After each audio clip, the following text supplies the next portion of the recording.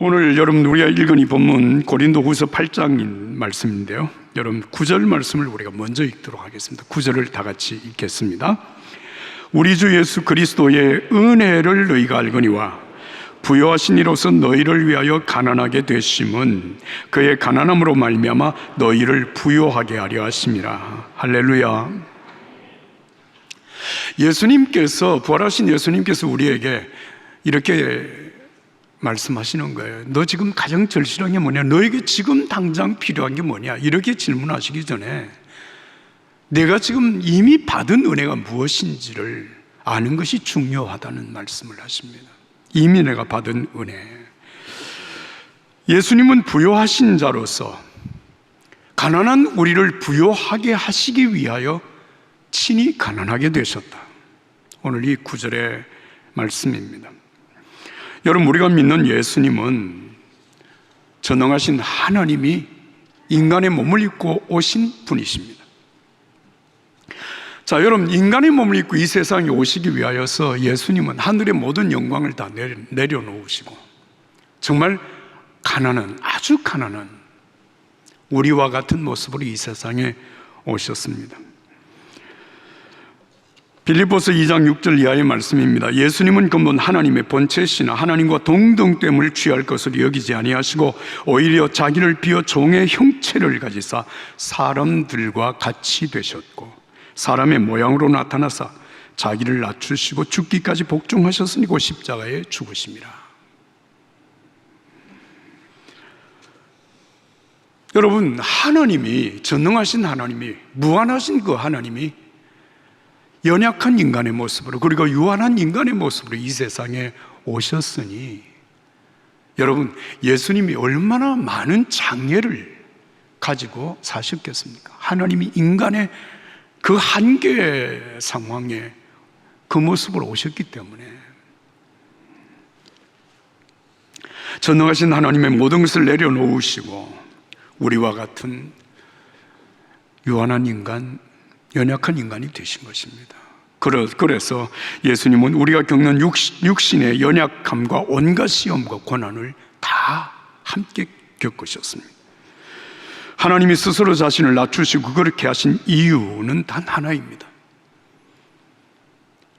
가난한 우리를 부요하게 하시기 위함이라.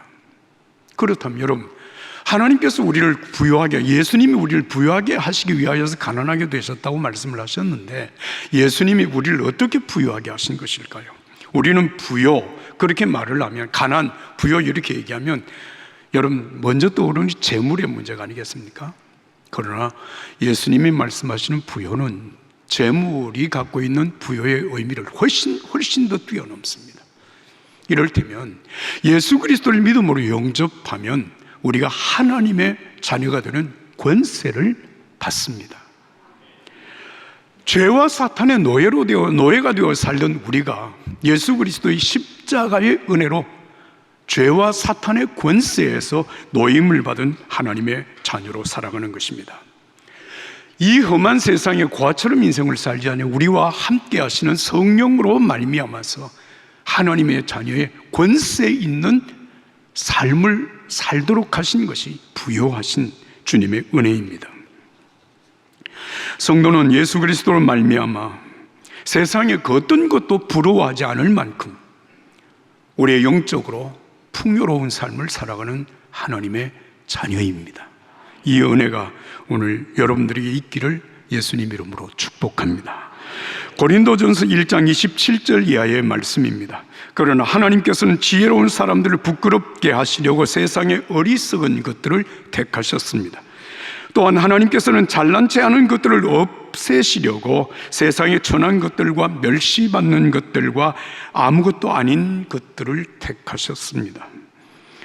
이는 어떤 육체라도 그분 앞에서 자랑하지 못하게 하려는 것입니다. 여러분은 하나님께로부터 나서 예수 그리스도 안에 있는 사람들입니다. 예수는 하나님께로부터 와서 우리에게 지혜와 의로움과 거룩함과 구원함이 되셨습니다.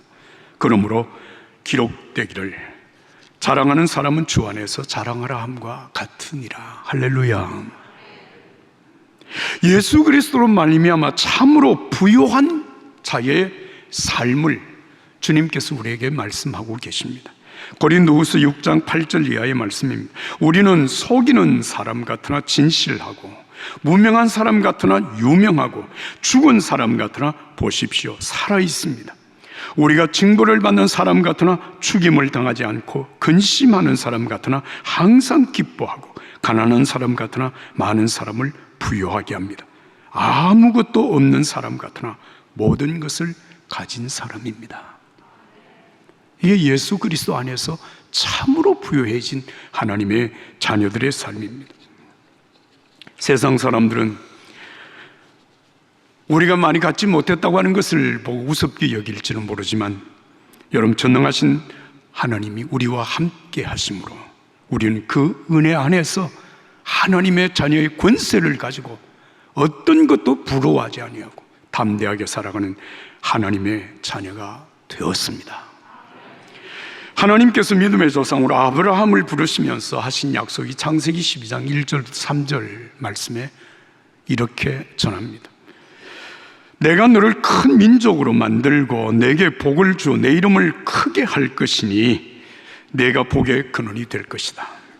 너를 축복하는 사람에게는 내가 복을 주고 너를 저주하는 사람에게는 내가 저주하리니 땅의 모든 족속이 따라서 하겠습니다. 너로 인해 복을 받을 것이다. 할렐루야. 너는 복의 근원이라고 말씀을 하십니다. 너로 인해 모든 사람이 복을 받게 될 것이다. 사랑하는 여러분, 이것이 성경이 하나님께서 우리에게 말씀하시는 약속이고 그리고 선언입니다. 우리는 하나님의 사람 요셉, 보디발의 집에 노예로 살았지만 이 요셉 때문에 보디발이 온 집에 하나님의 복이 임했던 사실을 성경에서 읽습니다. 구원받은 하나님의 자녀들은 복의 근원이고 복의 통로이고 그리고 축복하는 사람들입니다. 세상에 누구보다도 하나님의 큰 복을 받았고 큰 권세를 받았기 때문입니다. 그래서 우리가 예수님의 이름으로 사람을 축복하면 그 사람이 내가 축복하는 그 축복을 받습니다. 예수님이 이렇게 말씀하십니다. 너희가 어느 집에 들어가든지 그 집에 평안을 빌어주라. 너희가 빈 평안이 반드시 그 집에 임할 것이다. 그러나 만약에 그 집에 그 평안을 받을 만한 사람이 없으면 네가 빌어준 그 평안이 내 자신에게로 돌아오게 될 것이다. 참 놀라운 주님의 말씀입니다. 예수 그리스도 안에서 받은 은혜를 아는 사람들은 부요한 축복의 사람들입니다. 은혜가 여러분들에게 있기를 축복합니다. 이제 고린도후서 8장 1절과 2절의 말씀을 우리 함께 읽겠습니다. 1절, 2절 말씀을 다 같이 읽습니다.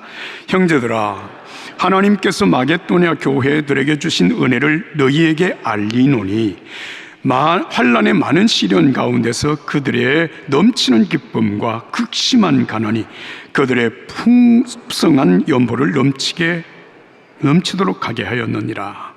아멘. 자, 여러분, 이 사실 고린도후서 8장의 말씀의 배경이 있습니다. 예루살렘 교회는 여러분 전 세계 모든 교회의 모교회라고 우리가 생각하잖아요. 그 예루살렘 교회가 재정적으로 큰 어려움을 겪게 되었습니다. 그때에 마게도냐에 있는 교회들이 이 예루살렘 교회를 위해서 구제 헌금을 해서 보낸 것입니다. 이 사실을 고린도 교회에게 지금 이 편지를 쓰면서 사도 바울은 여러분들도 예루살렘 교회의 어려운 일을 위해서 구제하는 일에 동참하라고 하는 권면을 하는 말씀이 오늘 이 본문의 말씀입니다. 여러분, 여기서 말씀을 보면 이 마게도냐 교회들, 이 말은 여러분 사도행전 16장을 읽으면 거기에서 바울 사도가 2차 전도 여행을 떠나는 장면들이 기록이 되어 있습니다. 2차 전도 여행을 떠난 그 첫 번째 지역이 빌립보죠. 바로 빌립보 교회로부터 시작해서 데살로니가 교회 등등 이 교회들이 바로 마게도냐에 있는 교회들입니다. 그런데 이 마게도냐 교회들의 형편을 오늘 여기 1절과 2절에 말씀하시는데요. 이 교회들은 환란에 많은 시련을 겪고 있다는 사실을 말을 합니다. 환란에 많은 시련이라고 하는 이 말의 의미는, 여러분, 사도 바울이 이 마게도니아 지역에 가서 복음을 전할 때 유대인들이 집단적으로 몰려와서 사도 바울의 복음 전함을 방해하고 그리고 예수 믿는 사람들을 박해하였습니다. 이런 박해, 이런 대적하는 행위들이 계속되는 상황 속에서 복음이 전파되고 그 복음으로 말미암아 예수 그리스도를 믿어 구원받은 하나님의 자녀들이 세운 교회가 바로 이 마게도니아에 있는 교회들이었습니다. 여러분 생각해 보십시오. 세상에 아무런 제재가 없는 상황 속에서도 여러분, 우리의 오늘 삶의 정황 속에서 믿음을 지켜가는 것이 그렇게 쉽지 않다고 하는 사실을 우리가 알고 있다면, 그런 박해와 많은 환난, 시련이 계속되는 상황 속에서 여러분 믿음을 지키고 교회가 교회다워진다고 하는 것이 여러분 얼마나 어려운 일이겠습니까? 그런데 이 마게도니아 교회들이 그런 환난의 시련 가운데서, 많은 시련 가운데서 여러분 주님을 섬깁니다. 뿐만 아니라 이 교회 성도들은 극심한 가난을 겪고 있었다는 것입니다. 여러분, 이 교회, 이 마게도니아 지역의 성도들이 본래 가난했었는지 아니면 예수 그리스도를 믿는 믿음 가운데서 박해로 말미암아 그들이 직장에서 추방을 당하고 삶의 여러 가지 지금 곤란을 겪게 되었는지 정확한 것을 우리가 다 알지 못하겠지만, 분명한 사실은 그들이 극심한 가난 가운데 살았다고 하는 것은 분명합니다. 그런데 이렇게 많은 시련의, 환난의 시련을 겪으면서 극심한 가난 가운데 살아가면서도 여러분, 오늘 이 본문의 말씀을 보면 넘치는 기쁨으로 이 헌금에 동참을 했습니다. 또 한 가지는 풍성한 연보가 넘치도록 하였다는 말씀을 하고 있습니다. 참 이해하기 어려운 부분이죠. 여러분, 우리가 하나님 앞에 헌금을 드린다고 할 때 그래도 좀 생활이 여유가 있고 뭐 좀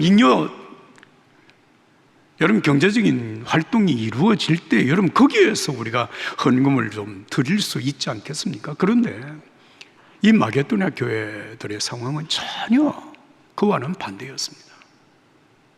그런데 어떻게 이런 상황 속에서도 그들이 풍성한 연보를 넘치도록 하게 하였을까? 여러분 생각해 보시면 어떻게 가능했을까요? 그 사실을 가능하게 한 것이 오늘 1절 말씀인데, 여러분 1절을 다시 한번 다 같이 읽겠습니다. 다 같이 읽습니다. 형제들아, 하나님께서 마게도니아 교회들에게 주신 은혜를 우리가 너희에게 알리노니.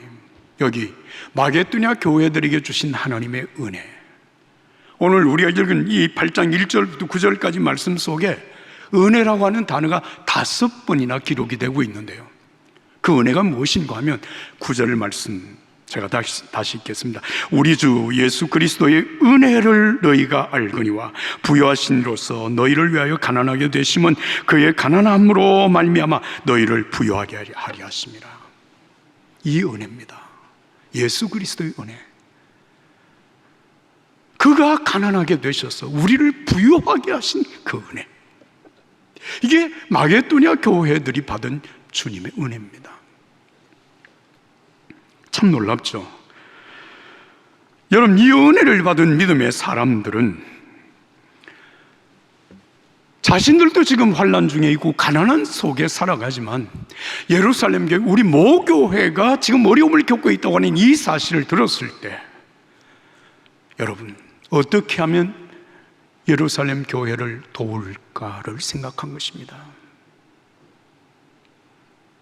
나도 가난한데 그래서 나는 할 수 없어, 그러게 마음문을 닫아버리지 아니하고 내가 그를 도울 수 있는 길이 무엇인가를 그들은 생각했다는 것입니다. 여러분, 우리 말에 그런 말이 있죠. 쥐 먹을 것은 없어도 도둑이 가져갈 것은 있다, 이런 말을 하잖아요. 여러분, 아무리 어렵고 아무리 힘들다고 할지라도 나보다 더 어려운 사람들을 도울 수 있다는 것입니다. 그런 말이 될 수도 있습니다. 그 결과 마게도니아 교회들은 많은 환난과 시련의 어려움을 이겨내면서 풍성한 연보를 넘치도록 하였다는 말씀을 하고 있습니다. 요한복음 6장 1절에서 13절의 말씀을 우리가 잘 기억하고 있는 한 기적적인 사건을 전합니다.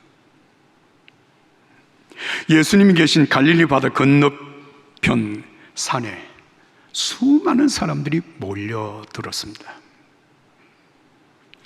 예수님께서 이 광경을 보시면서 빌립이라고 하는 제자에게 이렇게 질문을 합니다. 빌립아, 우리가 어디에서 빵을 사서 이 사람들로 먹게 하겠느냐?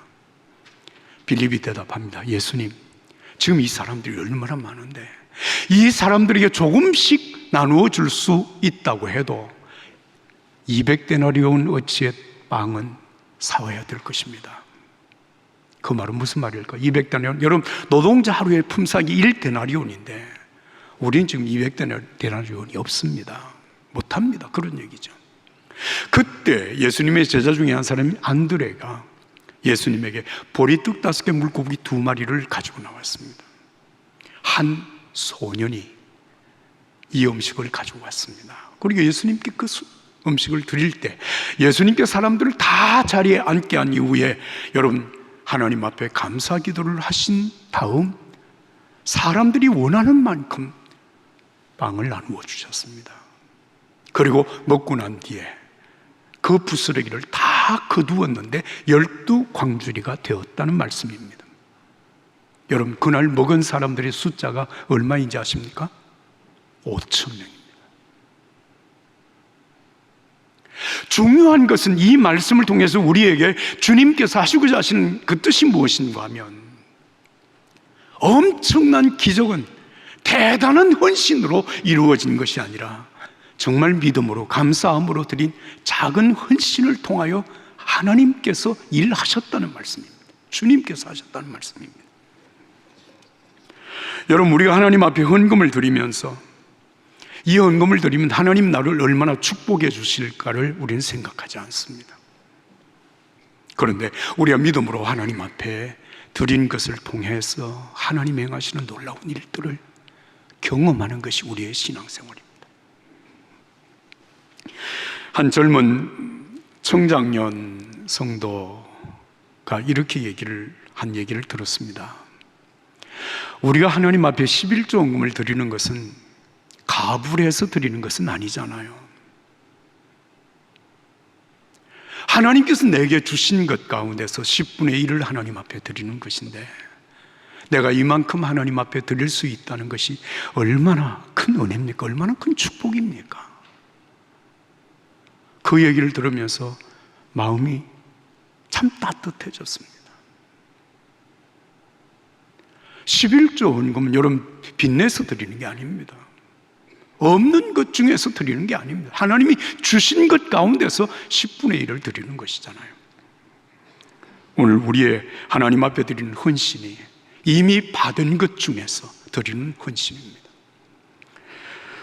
여러분이 다 아시는 대로 또 경험한 대로 2018년 1월 우리 교회는 사실 한 충격적인 사건으로 몹시 힘들었습니다. 네팔에 단기 선교를 갔던 우리 여서 청년 중에 한 자매가 현지에서 순직을 했습니다. 장례를 진행하는 중에 부모님이 이런 얘기를 했어요. 우리 딸아이가 유치원 교사 자격증을 받은 아이라 평생 유치원 선생으로 일할 아이였는데 만약에 할 수 있다면 교회가 네팔에 학교를 세워서 아이들을 양육하는 일을 해줬으면 참 좋겠습니다. 그런 얘기를 했어요. 우리 교회가 그분들의 뜻을 받아들였습니다. 그리고 헌금을 했습니다. 그리고 땅을 샀습니다. 네팔에. 그리고 학교 허가장을 받았습니다. 그런데 일을 시작하려고 하는 상황, 건축을 시작하려고 하는 상황 속에 전 세계 코로나 팬데믹이 번졌습니다. 2년 반 동안 네팔도 완전히 문을 다 닫았습니다. 2년 반이 지나서 이제 건축을 다 시작하려고 하는 이 시점에 상황이 엄청나게 달라져 버렸습니다. 현재 건축 자재값이 60% 이상이 상승이 되었습니다. 여러분이 아시는 대로 달러화의 강세로 말미암아서 이 환율 변동이 엄청나게 높아졌습니다. 우리가 금년 우기가 그 지역이 우기가 끝나면 8월부터 건축을 시작을 해서 내년 4월에 학교를 개교할 목적으로 지금 모든 준비를 다 갖추었습니다. 22개 클래스 교실을 지어서 진행하려고 하는 이 일에 정말 우리의 기도가 절실해진 상황입니다. 건축이 잘 완공이 될 뿐만 아니라 선생님들을 초청을 하고 학생들을 모집을 하고 그리고 학교를 운영하면서 그 학원을 통하여서 여러분 학원 선교가 이루어짐으로 네팔의 복음화를 진행하기 위하여서 여러분 이것은 단순히 여러분 학교를 짓는 것으로 끝나는 일이 아닙니다. 우리의 기도가 정말 간절해졌습니다. 사랑하는 여러분, 네팔의 학원 선교를 통하여 장차 이루어질 하나님의 역사는 우리는 감히 짐작해 볼 수는 없습니다. 그러나 우리가 할 수 있는 일은 우리가 해야 하고 우리가 할 수 있는 일에 최선을 다하는 것밖에는 없습니다. 여러분의 기도와 헌신을 부탁드립니다. 하나님께서 네팔에 허락하신 이 학원 선교를 통하여서 네팔의 복음화에 크게 임하지 계기가 되기를 바랍니다. 여러분, 우리 대한민국이 하나님의 은혜와 하나님의 축복으로 오늘에 이르게 되어졌습니다. 이 일을 위하여서 이 땅에 처음으로 들어온 선교사들이 여러분 한 일 가운데 세 가지 아주 중요한 일이 있었습니다. 그것은 교회를 세우는 일이었고 병원을 세우는 일이었고 학교를 세우는 일이었습니다. 여러분 우리가 지금 보고 있는 연세대학 이화대학 다 기독교 미션 스쿨이잖아요. 저 학교가 지금은 서울 한복판에 있지만 여러분 저 땅을 사서 저기에서 연희 전문 학교를 시작하고 이화학원을 시작할 때 변두리였습니다. 지금 우리가 네팔에서 진행하고 있는 일들이 바로 그런 일입니다. 특별히 여러분 우리 교회가 어떻게 시작되어졌는지 여러분 아시잖아요. 1900년 배화 학당 작은 교실에서 주일 예배를 시작한 것이 종교교회의 시작이었습니다.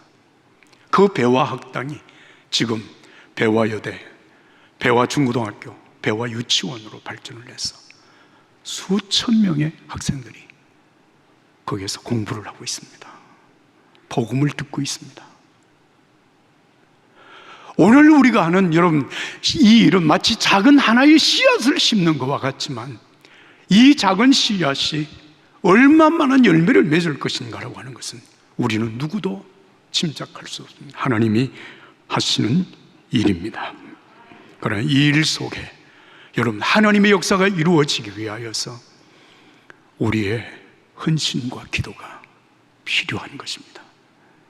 오늘 마게도니아 교회들이 많은 환난의 시련 가운데서 극심한 가난 가운데서도 넘치는 기쁨으로 풍요한 연보를 넘치도록 함으로 하나님의 뜻을 이루어가는 것처럼 저와 여러분들의 이 아름다운 헌신과 기도가 하나님의 역사를 펼쳐가는 놀라운 기적이 만들어지게 되기를 예수님의 이름으로 축복합니다.